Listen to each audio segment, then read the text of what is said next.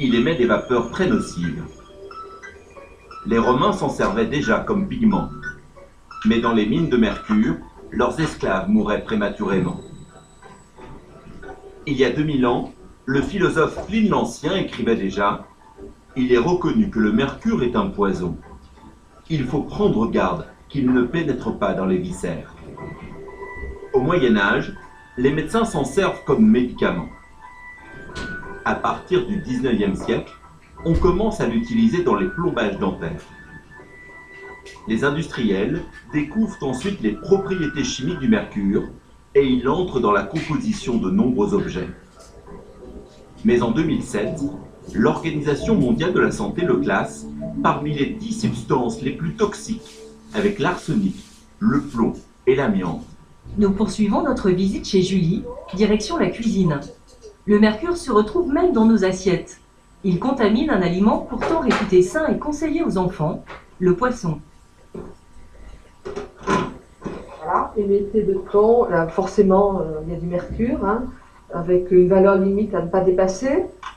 Pour les femmes enceintes et les jeunes enfants, il vaut mieux éviter de consommer des poissons carnassiers, du type du thon, hein, qui peut contenir plus de mercure.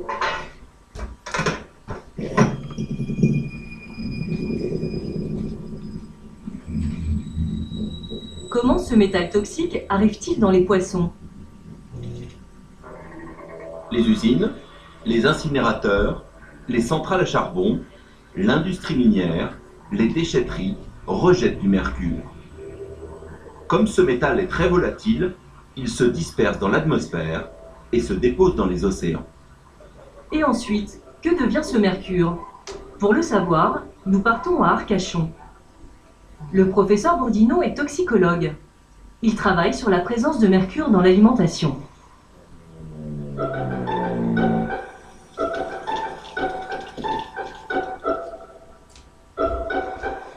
Le mercure se retrouve-t-il dans tous les poissons? Faut-il éviter certaines espèces? Nous lui présentons les poissons marins les plus consommés en France. La sardine, le saumon, le maquereau, le merlu, le bar et ses filets, et puis du mulet.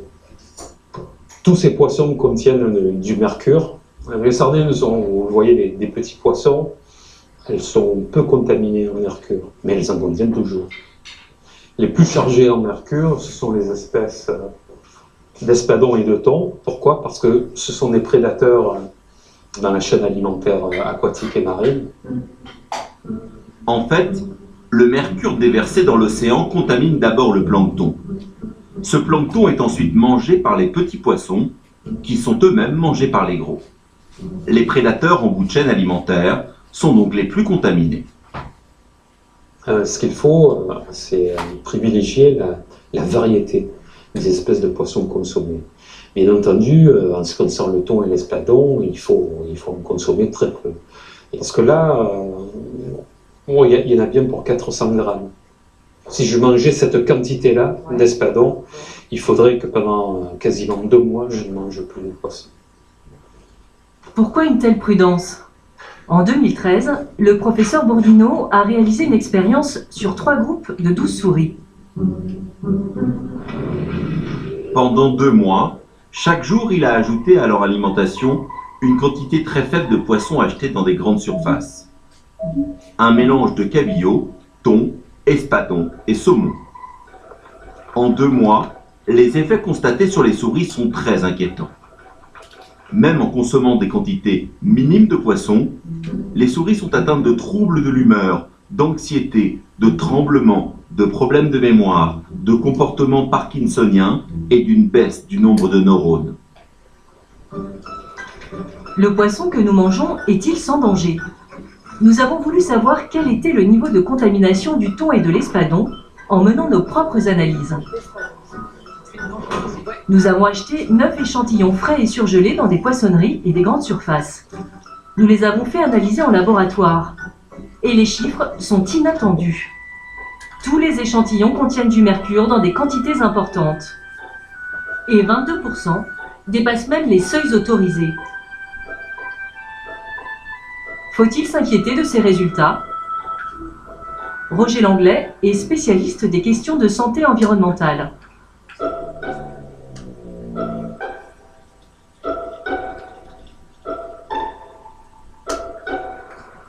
Il a longuement enquêté sur le mercure.